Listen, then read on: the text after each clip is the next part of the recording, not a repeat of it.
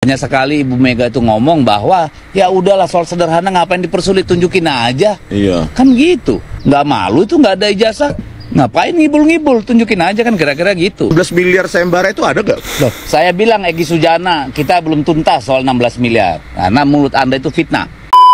Assalamualaikum warahmatullahi wabarakatuh. Balik lagi di channel Akbar CK. Sepertinya ada yang sedang berakting, teman-teman. Ada yang sedang bermain drama.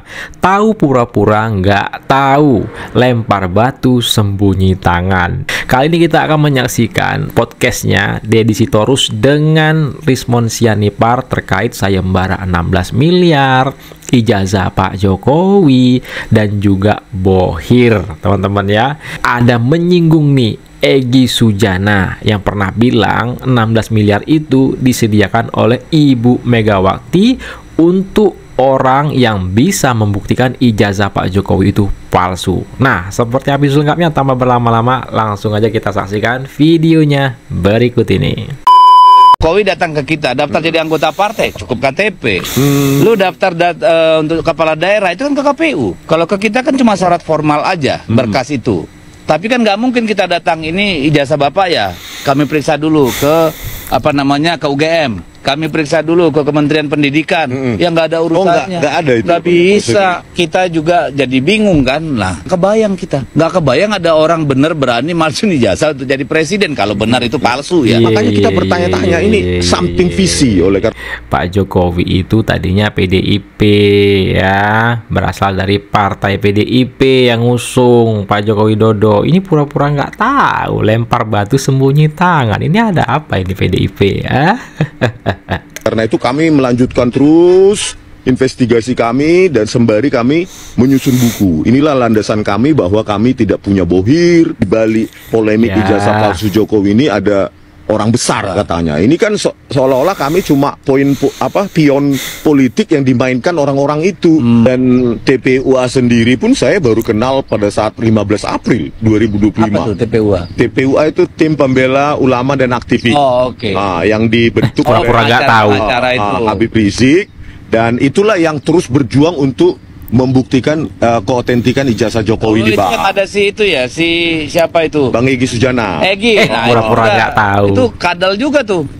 Dia kadal tuh barang. Tuduh bahwa Bu Mega mengadakan sayembara 16 miliar. 16 miliar, iya. Lah itu dia ngarang dari mana? Nah itulah Bang, dihubung-hubungkan 16 miliar itu loh netizen, bahwa kami untuk memenangkan sayembara itu. Jangan-jangan tuh si Egy itu ada yang nyuruh tuh buat ngomong tuh. Aku masih nunggu Egy nih ngomong. Kali pengacara kita ngontak dia, alasannya masih di Singapura lah, hantu blau lah, biasa dalam. Nah, coba diklarifikasi Bang, 16 miliar sayembara itu ada gak? Loh, saya bilang Egy Sujana, kita belum tuntas soal 16 miliar. Karena mulut Anda itu fitnah.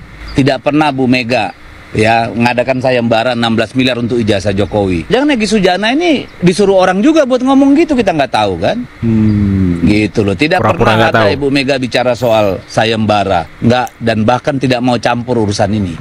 Hanya sekali Ibu Mega itu ngomong bahwa ya udahlah soal sederhana ngapain dipersulit, tunjukin aja. Iya. Kan gitu. Nggak malu itu nggak ada ijazah, ya kan? Ngapain ngibul-ngibul, tunjukin aja kan, kira-kira gitu kalau menurut saya. Iya ya Bang, jadi tidak ada ya, confirm itu Bang ya. Confirm, itu. tidak ada. Netizen, jangan dibawa-bawa seolah-olah kami demi uang 16 miliar itu Bang.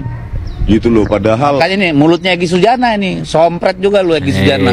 Bang Egy, coba di sini podcast di sini dengan Bang Deddy ya Bang ya. Klarifikasi Bang ya. Kapan, di mana dia tahu ada Bu Mega kasih sayembara 16 miliar? Kalau ketemu gua lempar kopi juga itu. Nih kopi gua siram ke muka lu.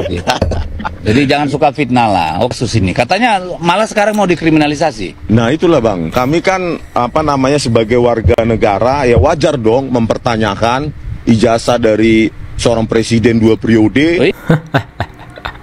Wajar dong mempertanyakan ijazah presiden 2 periode. Pertanyaannya, kenapa ijazah Jokowi aja?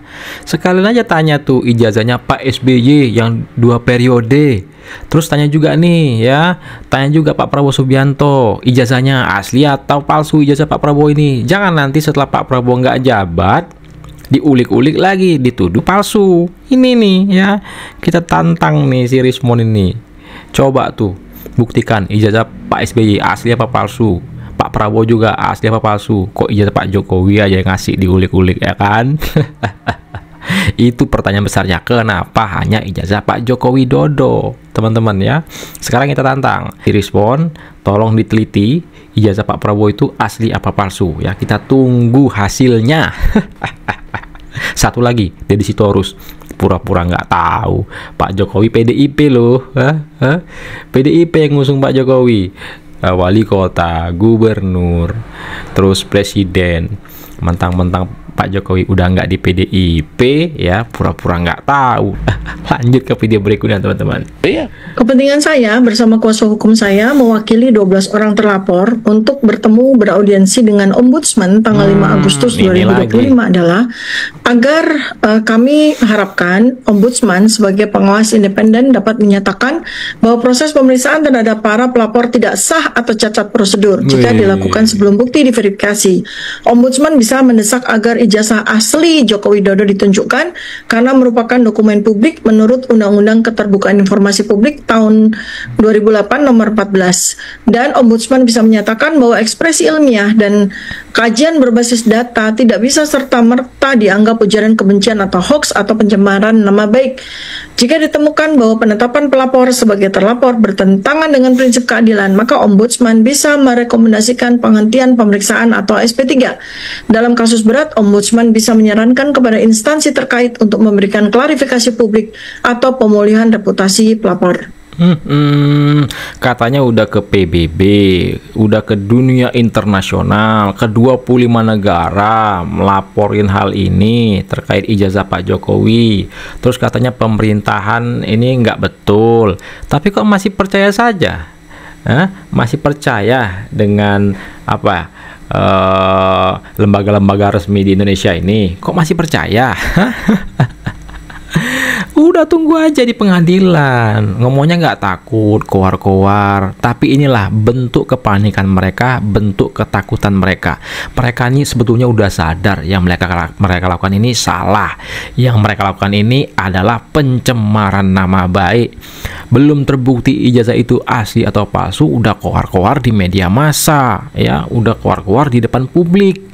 Ini yang ngakunya peneliti cerdas, yang ngakunya ahli, doktor, profesor, tetapi aduh, dangkal sekali. Sekarang terima akibatnya, terima akibatnya. Sepertinya Joko Widodo salah pilih lawan.